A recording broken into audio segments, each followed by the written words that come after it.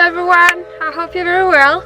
So today I thought I would show you an overview of my electrical setup in my Kangoo, because I get asked quite a few questions on how I did it and where are the cables and how the battery is connected. So I thought we'd give you an overview from the main battery all the way through the appliances. So I have two batteries. I have one battery which is of course the main battery of the car, and a laser battery which is what I use for all my appliances. The two batteries are connected through a split charge relay. So it's basically a cable that goes from the main battery to the laser battery, but in between there is this thing that switches on when the car is on and switches off when the car is off. This way you don't drain the main battery, but you only use the laser battery. Mine is a Durite split charge relay.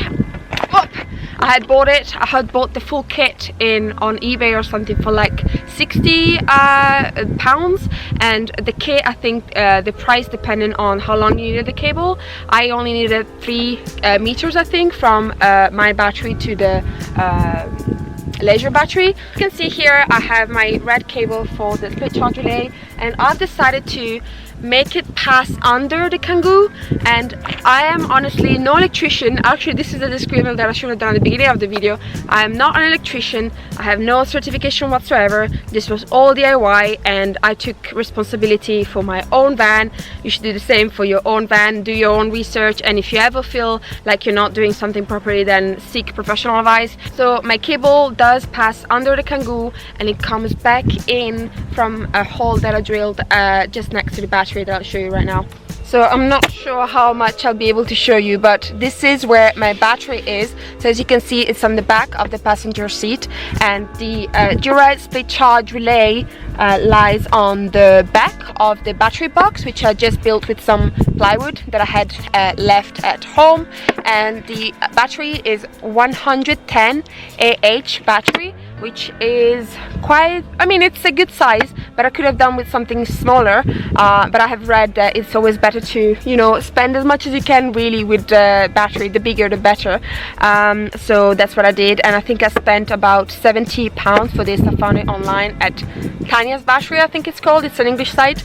But yes, so the split charge relay is on the back, and there's a hole just behind the battery. And the battery basically powers my lights and my water pump, my ventilation, my ignition for the kitchen, and I also put an inverter to power my 240 volt devices, like to charge my camera and my laptop and sometimes my phone. To check the charge of the battery, I also fitted a voltmeter. Oh, it's going crazy, which is super easy to fit. It just has a positive and a negative that you can wire directly into the battery. And from the battery to the appliances, I fitted this little fuse box, this very dirty fuse box with 6 entries, and all of the appliances, so the ventilation, etc., has a fuse in between of the battery and the appliance itself. From here I have 2 sets of cables. There's one that goes to the kitchen, so it goes under this plastic covering, under the parquet, and on the back of this kitchen cabinet, up to the interrupters buttons for the kitchen and for the water pump. And the other set goes on the back of this plastic covering for the belts, and onto the side next to this rubber edging I've taped the cables together. I don't know if you can see, up to the roof, and then back of this plywood panel to the interrupter for the lights, and the ventilation. The lights that I fitted are quite bright. They are called IKEA diorite lights, and I actually went yesterday to the IKEA.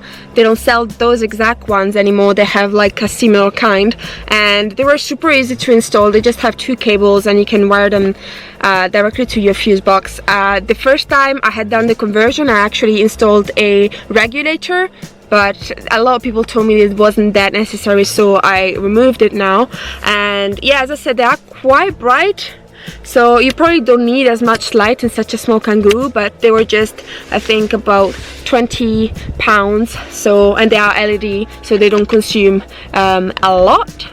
So as I said, those 2 are the buttons that connect to the pump and to the ignition of the kitchen.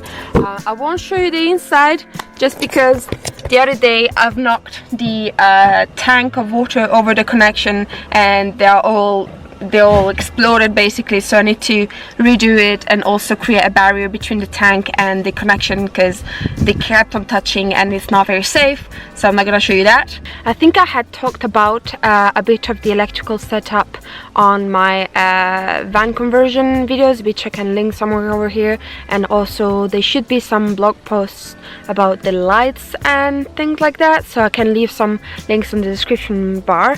But in the meantime, this was just a quick overview of the electrical system. I hope you found it useful. I know it wasn't very detailed, so if you do have any specific questions, then make sure to leave them down below so I can I can try to give you an answer. And yeah, again, this is just how I did it.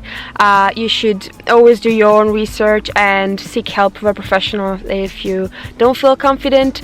Yeah, that's it. Thank you for watching, and I'll see you the next time. Bye bye.